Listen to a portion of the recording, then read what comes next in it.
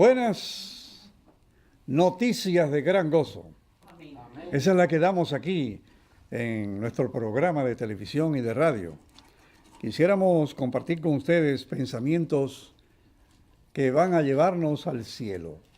Amén. ¿Alguno de ustedes ha ido al cielo alguna vez? Bueno, algunos con sueños, visiones, así, ¿no? Pero así de que llegó allí y miró, eso hay que esperar a que nos lleven allá en el Espíritu, ¿verdad? Amén. Sin embargo, la palabra del Señor nos dice cosas que podemos usar la imaginación. Por ejemplo, yo nunca he estado en África, pero he visto documentales de África, películas de África. Y yo me traslado a África cada vez que quiero pensar en África y la miro. ¿Por qué? Porque veo las selvas, los leones, las cebras, las serpientes esas, que las mamas. Veo las personas de la raza que allí se vive, los lugares inhóspitos. ¿Por qué? Porque ya lo vi. Entonces, en la Biblia es igual. Cuando uno lee, por ejemplo, el capítulo 20 y 21 de Apocalipsis, ahí se menciona la ciudad que desciende del cielo. Y se menciona su estructura, que es de oro puro, y las puertas son perlas. Le da el profeta una expresión visual muy atractiva. Entonces, como no sabemos realmente, porque eso fue una visión que tuvo el profeta, la única que tenemos es esa. Por lo tanto, cuando yo quiero ir a la ciudad, yo voy. Porque Pablo lo dice, nosotros ya estamos en la Jerusalén celestial. Amén. Porque la terrenal fue destruida y lo que quedan son unas piedras sobre piedras y tiradas. Y muchas casitas nuevas que hicieron a través de los años. Pero esta que menciona la Biblia, yo cuando cierro los ojos y quiero entrar, allá voy. Y veo las calles de oro, aunque tal vez no van a ser tan opacas como la veo yo. Pero porque dice la Biblia que es como un mar de cristal, bruñido. Y eso hace la imaginación. Lo mismo sucede cuando al estudiar la Biblia vemos, por ejemplo, un ángel. Hay algunos que los han visto. Yo he sentido presencia de ángeles y me han apoyado para salvarme tal vez de un accidente. Pero un ángel así que yo vi que llegó ahí con sus alas y que me habló, no, nunca. Pero aquí la Biblia dice que existen. Entonces, cuando uno lee, por ejemplo, el libro de Job, este profeta de Dios, dicen que fue Moisés que lo escribió. No hay ninguna prueba que yo sepa hasta ahora, pero dicen eso. De todas maneras, el que escribió a Job declaró allí una cantidad de hechos muy importantes, porque tiene muchos capítulos. En el 1 y 2 se habla de hijos de Dios que van y tienen una reunión con Dios, antes de crearse la tierra. En el capítulo 38, en el versículo del 1 al 7, está Dios hablando ahora. Porque primero fueron los amigos de Job y lo molestaron, que no se imaginan ustedes. Y la esposa lo maltrató. Muérete de una vez, niega a Dios y muérete. Imagínate la esposa, porque lo vio lleno de sarna, todo tirado ahí en el suelo, con una terrible situación física. Y dijo, no, yo aunque yo me muera, Él vive. Y sé que del polvo me va a levantar. Alabado sea el nombre de Dios. Eso dice la Biblia, pero también dice en ese versículo del 1 ahí al 7 que estoy mencionando, ahora es Dios el que habla. Y está hablando con Job y le dice, mira Job, cuando se estaba creando la tierra, los ángeles estaban alabando y los hijos de Dios se estaban regocijando. ¿Dónde tú estabas cuando eso pasó? Como le diciéndole, tú estabas allí, porque tú eres un hijo de Dios y además hay pruebas que lo dicen también. Ahí estaba Job. Pero aquí dice que ángeles y los hijos de Dios alababan. Es más, que el ángel alaba y el hijo se regocija. Amén. Pero cuando Cristo vino, ya nosotros ahora alabamos también, junto con los ángeles. ¿Por qué? Porque hay una experiencia de recuperación, como dijo el apóstol Henry Mogollón en el estudio que presentó. Hay una reconciliación. La enemistad que entró por el pecado en el principio, Cristo al morir en la cruz del Calvario la quitó y ahora somos amigos de nuevo. Ahora somos, como dijo Jesús, ustedes no son mis siervos, son mis amigos. Y ahora podemos compartir y estar juntos y pasear. Qué lindo, gloria a Dios, ¿verdad? Entonces, La alabanza que se menciona en algunos lugares de la Biblia, en el Antiguo Testamento, se menciona a través de serafines. Y los serafines, en el capítulo 6 del libro escrito por Isaías, dice que uno alababa. Y otro vino y le puso un carbón encendido en los labios del profeta Isaías para limpiarlo. Y le dijo, tu pecado fue quitado de ti. Y dijo, oye, ¿y qué tengo que hacer ahora? Y dice, bueno, ¿a quién me envío? Dice, envíame a mí. O sea que Dios está haciendo una labor a través de un ser celestial que lo cataloga como serafín. Y la Biblia menciona 4, solamente 4, de lo que tiene que ver con los hombres de aquel tiempo. Cuando escribieron la Biblia, algunos tuvieron experiencias como Abraham, que en su casa recibió a Dios como en forma de varón y 2 ángeles en forma de varón. Después dice que eran ángeles y después se dice que era Dios, Jehová. Entonces, la Biblia menciona también querubines. Y menciona querubines en Génesis en plural. Pero también menciona 2 querubines cuando el arca que fue hecha, donde se puso adentro los 10 mandamientos, y la vara de Aarón que reverdeció, ya lo hemos explicado, y el maná. Aquí encima había una tabla de oro bruñido y se llamaba, o le dicen, el hilasterios. Es un lugar como un asiento de misericordia, donde se manifestaba la presencia de Dios. Y a los lados un querubín aquí y otro querubín aquí. Y entonces ahí se manifestaba Dios y Moisés venía a hablar con Dios. Y esos querubines se ven después en la tumba de Cristo. Cuando entra María y pregunta por Jesús y dice que cuando ve la tumba vacía y ve a donde había puesto Jesús vacío, habían 2 ángeles, uno aquí y otro aquí. Para explicarlo, lo dijimos la semana pasada en el estudio, que ese es un símbolo también de que el arca de los 10 mandamientos es la ley espiritual en el corazón de Jesús, que Jesús es el maná y que Jesús es la vara que reverdeció, que significa resurrección.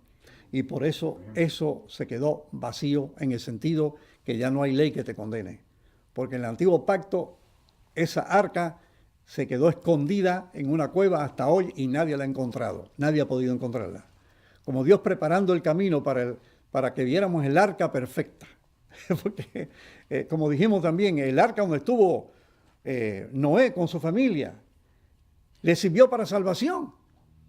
Y ahora nuestra arca de salvación es Jesucristo. ¿Cuánto la alaban, hermano? Amén. Aleluya, gloria a Dios. Entonces, encontramos en Apocalipsis 4, del 1 al 11, que está el trono y alrededor del trono están los 4 serafines y que ellos allí, eso si quieren leerlo después, ellos allí están diciendo santo, santo, santo, santo, están alabando continuamente. Ok.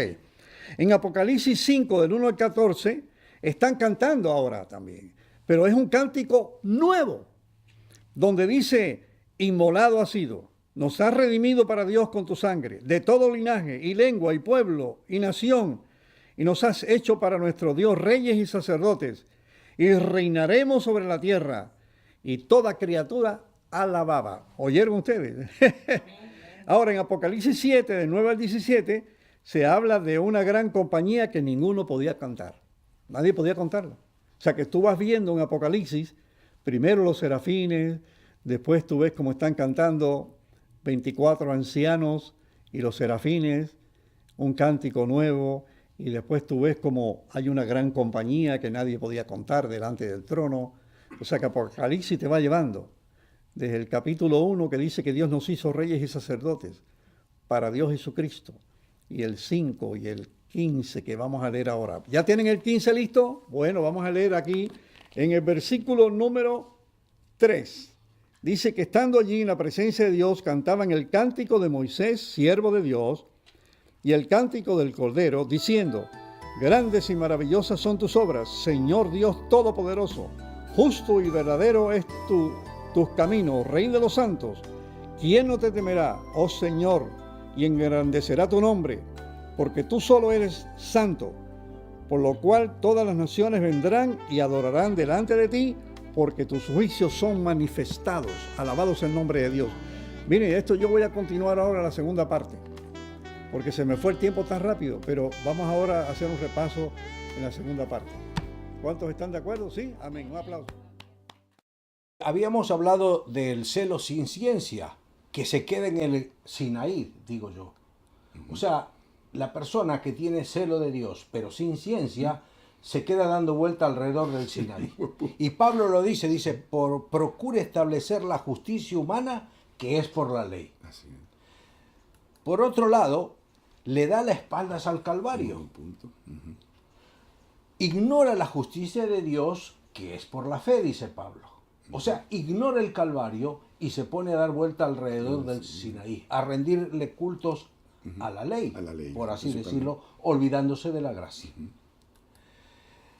Jesús dijo, ustedes estudien las Sagradas Escrituras, porque a ustedes, le dijo a los discípulos, ustedes creen que en ellas tienen la vida eterna. No, pero en la Sagrada Escritura no está la vida eterna. Las Sagradas Escrituras dan testimonio de mí, dice Jesús. O sea, estudien para encontrarme a mí. Sí. Muchos se olvidan que eso fue una forma sarcástica de Jesús, ¿verdad? Correcto. Y lo toman en Literal, forma literal y literalista. quieren encontrar salvarse leyendo las Sagradas Escrituras cuando es un medio para conocer ¿Sabes lo que hacen, Jorge? al Creador. Hacen de la Biblia un ídolo también. Correcto. Lo transforman en un ídolo. Porque Medio dice, de no tendrás dioses ajenos, ni tendrás ídolos, ni cosa hecha en el cielo, en la tierra o debajo de la tierra. Muy Sí, profundo. transforman en eso. Por eso dijo Jesús, de mí escribió Moisés, Muy buen punto. los profetas Ajá. y los salmos. O sea, de mí escribió. Sí. Cuando uno lee la palabra de Dios y no encuentra a Cristo, de nada le sirve. Muy buen punto. Me encanta ser Juan. En este sentido decidí escribir varios libros para tratar de poner en orden todos estos conceptos que hemos estado hablando. Y el primer libro que publiqué en el año 2011 se llama, o lo titulé, Las Sagradas Escrituras fueron escritas para el Mesías, Okay. no para mí. Mi misión es leer todos los días para encontrar a Cristo. Cristo. Si no encuentro a Cristo, en vano.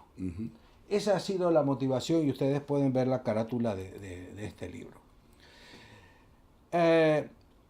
También me llamó la atención que el mundo cristiano lee un libro, que es la Biblia. Sí. Y sin embargo, existen 500 credos religiosos. Sí. Si uno divide 1 dividido a 500, quiere decir que tenemos el 0.002% de verdad cada uno de nosotros. Y algunos dicen que hay 40.000 religiones cristianas o credos. Ajá. Eso sería 0.0000025%. Es decir, más pequeño que un grano de mostaza. Así es. Sin embargo, si como médico tengo un paciente o ese paciente va a ver 500 médicos y recibe 500 diferentes diagnósticos, va a estar desanimado. Muy buen punto. Está hablando mal de cada uno de nosotros porque creemos tener la verdad, pero la verdad es una sola. Viene un paciente, una enfermedad, no puede ser 500 diagnósticos. Muy buen punto.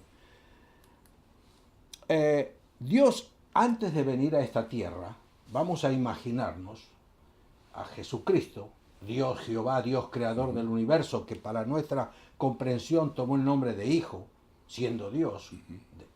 Le dice al Padre, dice, llegó el momento de bajar a la tierra.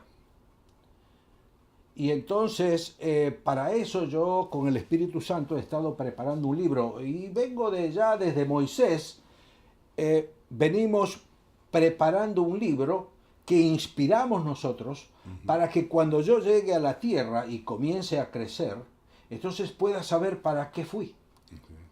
Entonces, en realidad se escribió para él mismo. Jesucristo no fingió ser un niño, Muy buen punto. fue un niño. Sí. Y como todo niño, usaba pañales, dependía de su madre para todo, tenía que aprender a sostener la cabeza, tenía que aprender a sentarse, a pararse, a caminar, a hablar, a leer y escribir, porque era un niño. Dice Lucas que crecía en estatura, o sea, físicamente, en sabiduría, mentalmente, en gracia para con Dios, espiritualmente, y crecía en gracia para los hombres, Vertical socialmente. y horizontal. Así que él necesitaba cómo instruirse para saber que Él era Dios hecho hombre en esta tierra. Y continuamos en el próximo capítulo hablando de estas maravillas y quiero que se recuerden que este es tu programa de Buenas Noticias de Gran Gozo, el programa hecho especialmente para ti. Quédense con nosotros. Bien, pues ahora en este siguiente capítulo, a ustedes, nuestros amigos de Buenas Noticias de Gran Gozo, como los que están aquí, ¿verdad? Vamos a continuar conociendo a Dios. Y estamos empezando de una manera ahora muy básica, desde abajo, ¿verdad? Con conocimientos prácticos para que ustedes vayan más allá. El pastor Mogollón hace un tiempo dijo, ¿verdad?, que debemos de pasar esa lechita a algo más objetivo, ¿verdad?, con más ganas. Pues vamos a continuar con eso. Bien, dijimos que partimos de conocer algo más allá de nuestro entendimiento, empezamos a ver lo que es una deidad, con minúscula. Posteriormente, a medida que vamos aplicando nuestra experiencia y vamos entrando nosotros en el propósito del conocimiento de esa deidad, entonces nos acercamos a Dios. Ahora, cuando ese acercamiento se vuelve personal, entonces ese Dios se vuelve real. Entonces empieza el proceso. Ahora, por eso dice la Biblia de que hay que creer en Él, ¿verdad? Creer que suponemos que Él existe, dice. Pero para suponer que Él existe, necesitamos encajarnos en el propósito de lo que empezamos como deidad. Entonces se vuelve en un Dios para nosotros. Se vuelve en Dios, no un Dios, sino en Dios para nosotros. Después dijimos que había que ver el elemento que usa de comunicación. Dios se quiere comunicar. Entonces, primeramente encontramos escritos, libros, comunicaciones, pero a medida que nosotros encontramos la evidencia de Dios y luego aplicamos la experiencia de nosotros con esa Dios, entonces se convierte a ser algo más creíble para nosotros. Entonces, diagnósticos, vamos a ir hacia ser más gnósticos, aunque no se confundan con el término gnóstico que a veces aplica negativamente, es decir, gnosis quiere decir conocedor, que conoce, conocimiento. Ahora bien, cuando nosotros nos acercamos a los escritos, ¿verdad?, ya tenemos una percepción de que Dios existe y que yo encajo en una voluntad, en un propósito. Entonces, también para los escritos es ponerlo de la misma manera. Dijimos, estoy haciéndole el reconocimiento, el círculo con el anterior. Entonces nosotros, de un escrito, se convierte en un escrito sagrado o en escrito inspirado. Porque ahora podemos decir, yo encajo dentro de ese propósito, ¿verdad? Y entonces ese propósito lo veo general, pero también ahora yo lo veo para mí. Entonces ahora Dios existe. Y si conectamos, fíjense qué interesante, con esa deidad convertida en Dios, entonces la deidad descrita en la Biblia, que es Dios, entonces se convierte en nuestro ¿qué? Dios. Ahora ya no tenemos un Dios de nuestra experiencia, sino ahora tenemos a un Dios ¿qué? Bíblico, ¿verdad? Ahora qué. Entonces ahora, ¿y qué va a pasar cuando ahora también lo conectamos a un Dios bíblico? Entonces, con más razón, vamos a tener un soporte de entender y de conocer a Dios. Volvamos. Hay personas que se les dificulta esto. Dijimos en el capítulo anterior que muchas veces se les dificulta porque nosotros mismos no enseñamos adecuadamente. Y es muy cierto. ¿Qué otra cosa sucede? Bueno, hay personas que deciden no confiar, ¿verdad?, agnósticos, y pretenden solucionar su problema dándole espalda. Eso es lo que existe. Hay otras personas que al revés, todo lo que ven se lo sacan a Dios. Eso lo convertimos, nosotros los conocimos en panteístas o teístas. Ustedes me dirán, oye, pero teísta significa que creen en Dios. Sí y no. Déjenme explicarles porque hay un paso adicional.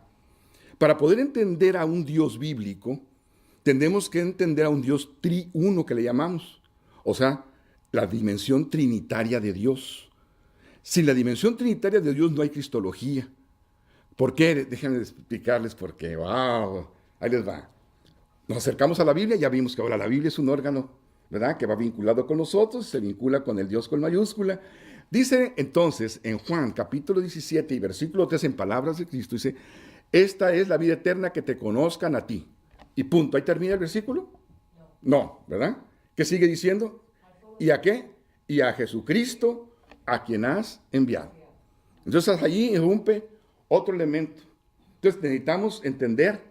Ahora, Cristo, ¿verdad?, en el capítulo 14 dice, yo me voy, mientras yo estoy aquí, pero yo, por ejemplo, ustedes tienen un consolador, ¿verdad? Y eso lo comienza a decir Cristo desde anterior, inclusive aquí. Pero yo les voy a entregar, yo les voy a dejar ¿qué dice? Un consolador. O sea, entonces está la idea de que existe un énfasis de Dios llamada a aquel que nosotros conocemos como el Espíritu de Dios. Pablo le llamaba también el Espíritu de Cristo. No quiere decir que son tres dioses, sino Dios se ha manifestado en tres, por lo menos, hay más, ¿sí?, por lo menos en tres, dijéramos, dimensiones o en tres ministerios. Entonces, cuando nosotros nos acercamos a un Dios trinitario, entonces sí es el Dios bíblico. Porque si no, entonces habría un serio problema. O sea, quedarían presuposiciones que no entenderíamos o nos confundiríamos. Bien, ¿qué necesitamos entonces hacer para conservarnos en ese ambiente? Ahora viene lo bueno. Hablamos del énfasis en la Biblia, ¿están de acuerdo con eso? El hombre puede creer en la Biblia o ser agnóstico, dijimos, prefiere no creer. Otro es que coja y se vaya, dijimos, a los extremos. O lo olvide, o lo ignore, y se ponga el nombre de ateo, por ejemplo, de agnóstico, o se vaya al otro extremo, que todo lo que vea o tal como lo lea, se lo achaque así al conocimiento escrito. Cualquiera de los dos extremos podría estar mal. Entonces, ¿qué necesitamos? ¿O qué ha pasado? Hay gente que ha querido ir al centro, pero déjenme decirles qué sucede. Cuando nosotros nos acercamos al conocimiento de Dios, es necesario hacerlo de varias formas. Uno de ellos es experiencial, ya lo dijimos, es lo más importante. El segundo punto es que sea ordenado, ¿verdad? A eso nosotros le llamamos sistemático, aunque después la palabra sistemática la vamos a mencionar en otro sentido. Tiene que ser bajo un sistema. El siguiente punto, cuando nosotros tratamos de acercarnos al conocimiento de Dios, tiene que ser basado e interpretado bajo los escritos, ¿verdad? Entonces, y el otro, dijimos, es esa experiencia reuniendo todos estos elementos. De tal manera que si una persona se basa en el conocimiento de la Biblia y se refiere a la Biblia, pero, ahí les va, se quiere ir a la mitad, entonces dice, voy a aplicar el conocimiento de la Biblia, pero yo interpreto, o otro maestro interpretó, otro autor interpretó. Entonces, esas interpretaciones van quedando, como quien dice, como si fuera un canon adicional a la Biblia. A eso lo conocemos con el nombre de teología sistemática, pero no es teología bíblica, es decir, no es un conocimiento que empiece en la Biblia y termine en la Biblia. ¿Cuál de los dos ustedes creen que sea el más sano? Lógicamente, el que empiece en la Biblia y termine en la Biblia. Es bueno tener fuentes interpretativas, pero no aplicarlo al conocimiento pleno de la causa que estamos estudiando. ¿Sí me expliqué? Puede ayudar hasta cierto momento, pero acuérdense, para tener un pleno conocimiento de lo que está escrito y lo que va a trascender y de lo que nosotros vamos a tomar para nuestro conocimiento como hijos de Dios, inicia en la Biblia y termina en la Biblia. Una solo canon, una sola Biblia, ¿verdad? Un solo Cristo, ¿verdad? Entonces, una sola fe. Entonces, necesitamos tener eso en un sentido correcto. Ahora, si nuestra fuente de información es tan importante, nosotros necesitamos protegerla. Para proteger esa fuente de información, necesitamos saber estudiarla. Para poder estudiarla necesitamos reglas. Es decir, no nomás nace de la nada, porque acuérdense de la parte sistemática, entonces necesitamos tener un conocimiento de cómo acercarnos a la Biblia. Y cuando veamos o escuchemos o leamos otro escrito fuera de la Biblia, necesitamos tener ciertas normas, ¿verdad? Eso es lo que conocemos con el nombre de interpretación bíblica. Ustedes dirán, yo no soy un estudiante de teología. No, yo se lo estoy dando al nivel de ustedes. ¿Cómo es que debemos entender a Dios, escuchar a Dios y que Dios tenga una trascendencia plena, correcta, sana en nosotros? Por eso queremos iniciar esta etapa. Entonces el punto es, para poder inclusive permanecer en la Biblia, necesitamos cuando nosotros necesitemos interpretar o que necesitemos avanzar o que necesitemos profundizar, ¿verdad? ¿Qué necesitamos hacer? Necesitamos ver que empiece en la Biblia y termine en la Biblia, pero con ciertas reglas también. Por ejemplo, podemos aplicar puntos históricos, ¿sí, verdad? ¿Están de acuerdo? O sea, ¿cómo sigue la historia? En el otro, ¿cuál es la historia del proceso de Dios? A eso le llamamos pactos. ¿Cuáles son los pactos que Dios ha hecho? El siguiente punto es algunas reglas de interpretación en cuanto a cómo estudiar los textos para no salirse del contexto, ¿verdad? Entonces nosotros ahí tenemos otras técnicas de que debemos de separar la Biblia le llamamos en perícopas, o sea, en pensamientos. ¿Por qué? Porque la Biblia, en versículos y capítulos y versículos, fueron hechos 1000 años después de la Biblia. Entonces, algunos conocimientos quedarán truncos. Entonces, necesitamos esos y vamos a ver algunos conocimientos prácticos y un poquito más profundo. Y van a ver ustedes cómo se acerca una experiencia mucho mayor de conocer a Dios, pensar en Dios y tener sobre todo una experiencia más profunda a Dios. Y recuerden, esta es la vida eterna. Que te conozcan a ti, el único Dios verdadero, y a Jesucristo, a quien has enviado. Qué bueno que has estado con nosotros. Que Dios te bendiga. Queremos darle gracias al Señor por la bendición de esta mañana, ¿sí o no? Amén. Vamos a cantar de su amor, ahora y siempre, porque Él es digno. Él se merece todo lo que nosotros tenemos.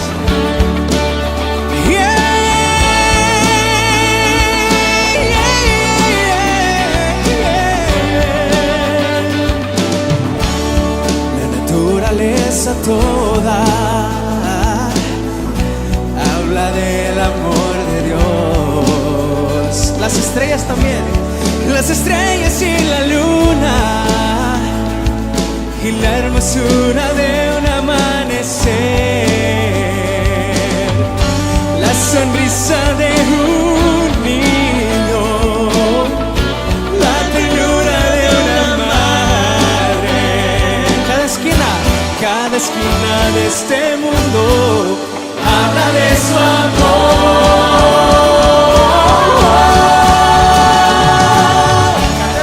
Mientras vivo yo cantaré de tu amor, mi vida entera quiero ofrecerla aquí, mi creador. Yo gracias te daré por lo que haces tú por mí. Mientras vivo yo cantaré de tu amor.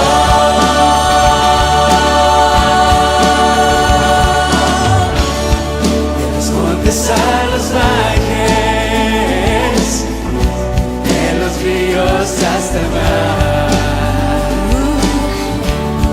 una mano que ayuda, una mano que su paz quisiera dar, una simple